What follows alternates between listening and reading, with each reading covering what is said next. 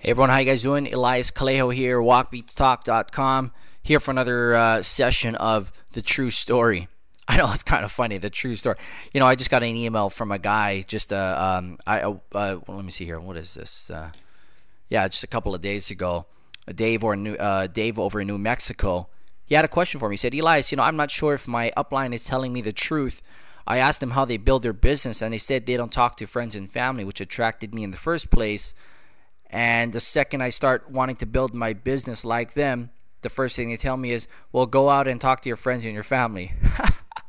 Man, that is classic. That is classic. So Dave over in New Mexico, he's a little confused. Man, I'll tell you what, I'd be a little confused too. If these guys are talking a whole bunch of game, hey, don't talk to your friends and family, do it the way we do. We don't talk to them at all.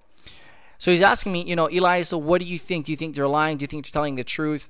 I think the answer is maybe they're not really lying, but here's the thing. You see, your upline's got to be absolutely ridiculously crazy, out of their mind, stupid, to divert you or to tell you, to actually discourage you to talking to your friends and your family. And I'm going to say a couple of things that might rattle the cage here, but the only proven method of building MLM, network marketing, is by actually talking to your friends and your family. Now, before you go, I know, I'm one of the major ones about this whole deal. Don't talk to friends and family, whatever. But there's different ways to talk to friends and family, different ways to poison them, who exactly it is you're talking to. Now, when I say friends and family, I'm just, maybe I should say warm market. I mean, the guy you walk down the street, the guy that walks into work every day, you just say, hey, what's up? I guess have a couple of words. That could be your warm market, and you don't necessarily need to talk to them. There's something that needs to be said about how you poise yourself when you talk to these people, how you actually get these people exposed to your opportunity. Now, the old school days of, hey, I got an opportunity if you want to make some extra money. I got a meeting tonight at 7 o'clock. Do you want to come?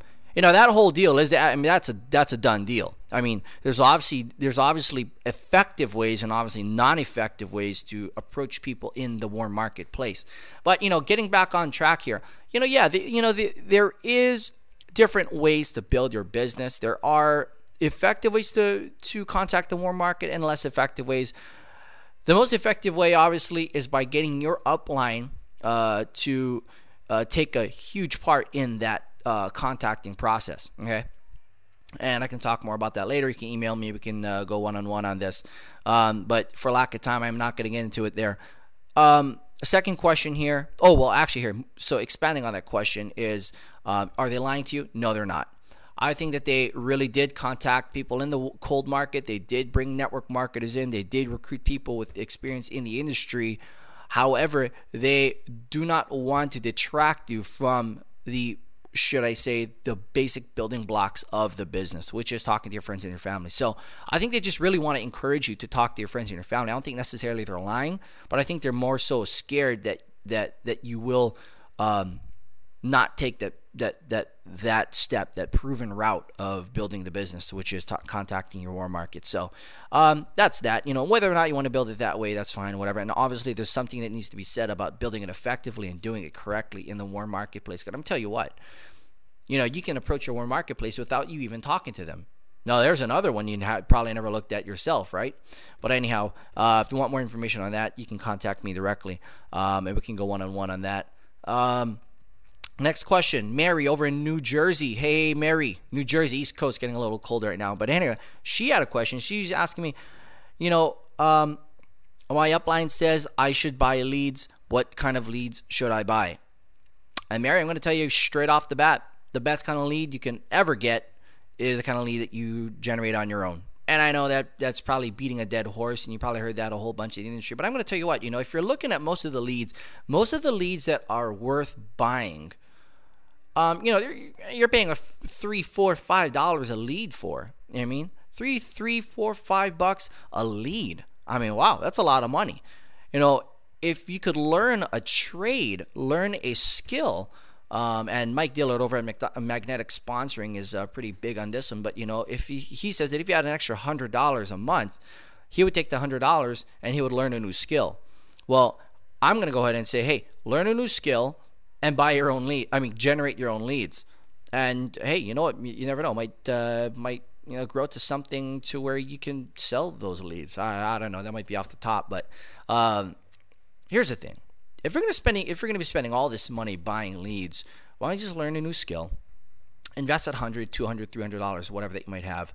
Take a course, learn how to do online marketing, and then generate leads for life. Wow, it's gonna take some work. I know. Hey, it's gonna take some work. It's gonna take some time, but you will never regret it. I spent literally hours and hours, and literally, if you counted it up, I spent a lot of time. In fact, I'm not going to get into it, but on how to create online leads, how to generate my own leads, and it's still paying me. I mean, I generate more leads every single day than I even know what to do with to recruit into my opportunity. So, folks, that's pretty much all I got today. Stay tuned tomorrow. I'm going to be addressing a couple other questions that have to do with, more specifically, their opportunity, their business, and how they should be building it. So stay tuned, and we'll see you tomorrow.